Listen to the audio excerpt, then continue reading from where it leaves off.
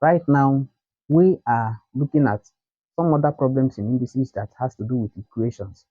Okay, so like if we look at here, you can see that this term is expressed in this power equals to this. So how can we be able to resolve this to get the value of x? So this is typical of what we are about to check out on these three examples we are looking at right away. So let's go. If I am to solve this problem that says x plus 3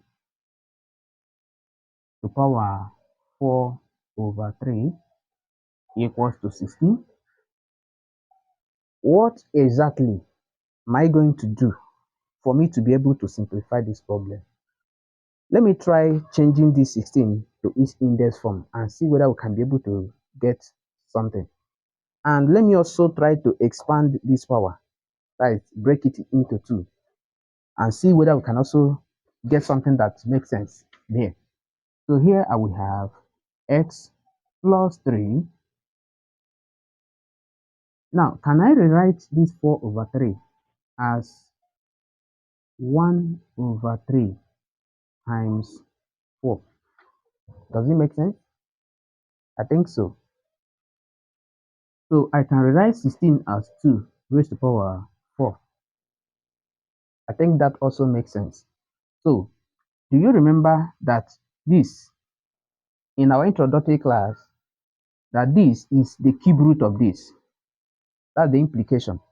This 1 over 3 is the cube root of this. So I can rewrite this as cube root of x plus 3, okay, all raised to the power 4 equals to 2 raised to the power 4.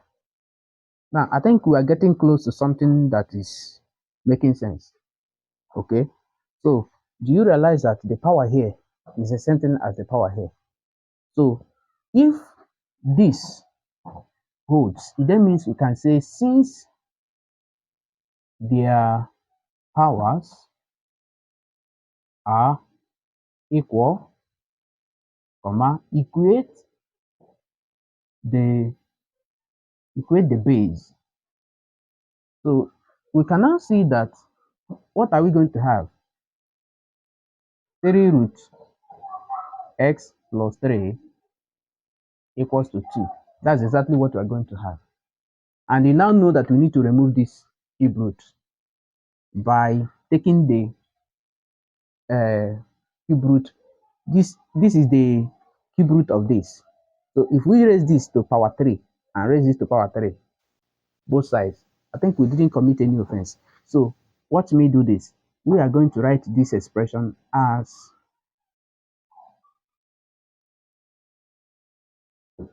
raised to power 3 equals to 2 raised to power 3.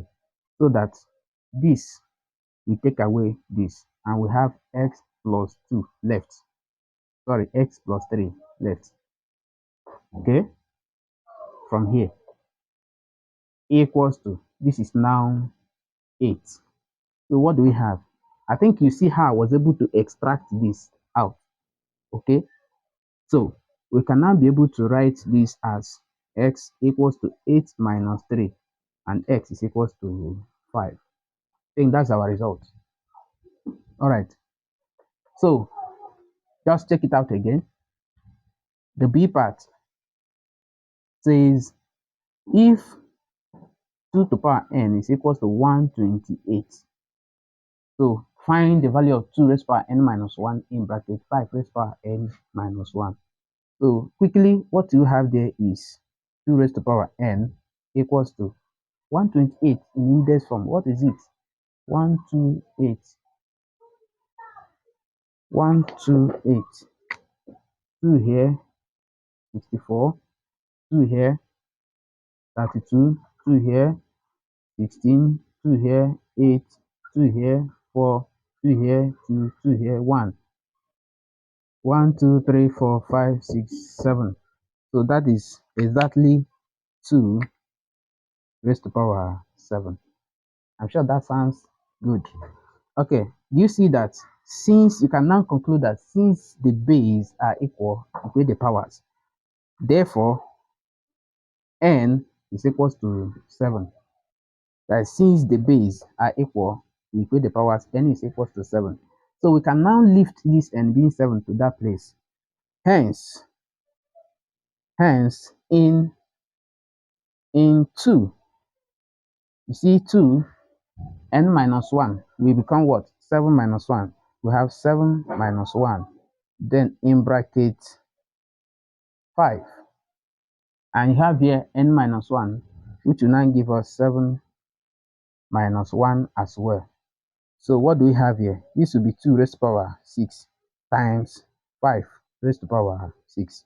I think this is the best way we can present this. Okay, 2 raised to power, yes, 6 into 5 raised to power 6.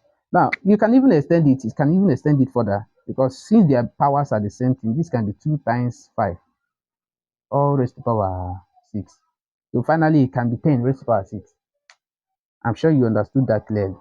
So we can rewrite it as 10 as a final result, 10 raised to power 6 as a final result.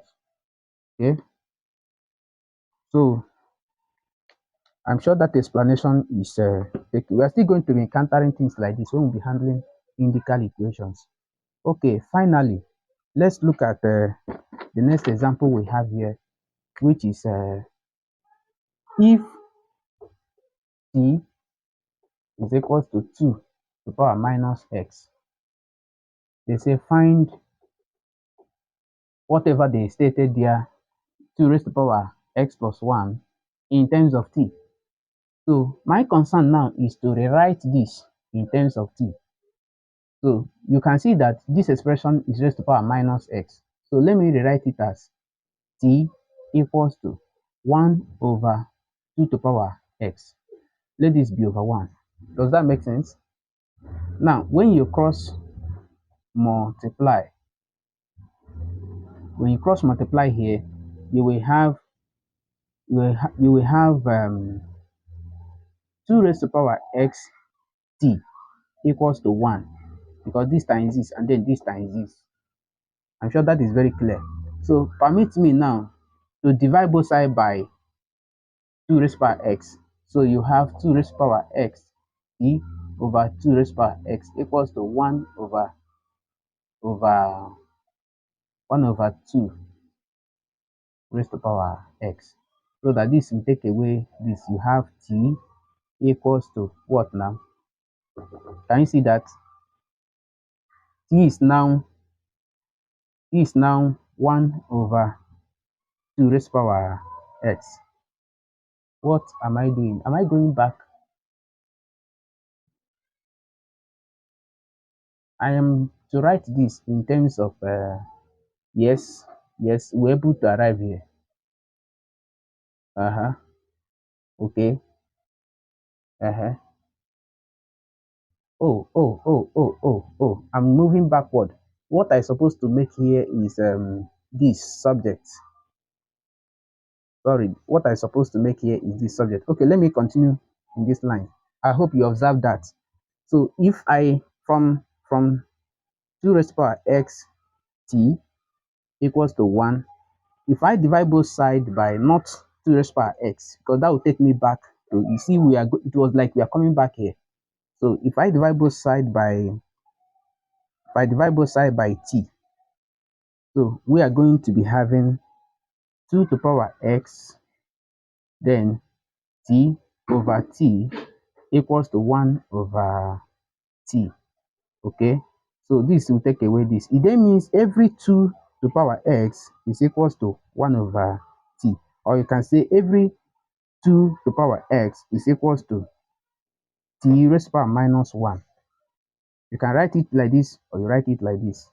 It still makes sense. So where are we going to make this replacement? We come back here.